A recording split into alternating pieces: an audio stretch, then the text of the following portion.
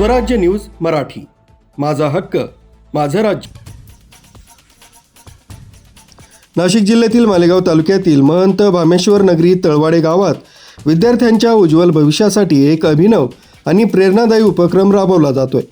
दररोज सायंकाळी ठीक 7:30 वाजता भोंगा वाजवून गावातील सर्व नागरिकांना सूचना दिली जाते की यावेळी ते टीव्ही आणि मोबाईल बंद करून विद्यार्थ्यांना अभ्यासासाठी बसवा।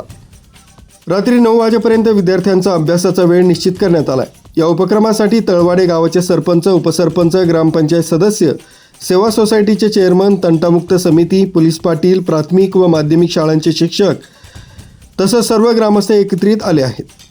गाव व शेतशिवारात विशेष टीम तयार करण्यात आल्या असून विद्यार्थी अभ्यास करत आहे का, मोबाईल व टीव्हीपासून दूर आहेत का यावर लक्ष ठेवलं जात आहे। या निर्णयाचा सकारात्मक परिणाम केवळ विद्यार्थ्यांवरच नाही तर संपूर्ण कौटुंबिक जीवनावरही दिसून येतोय।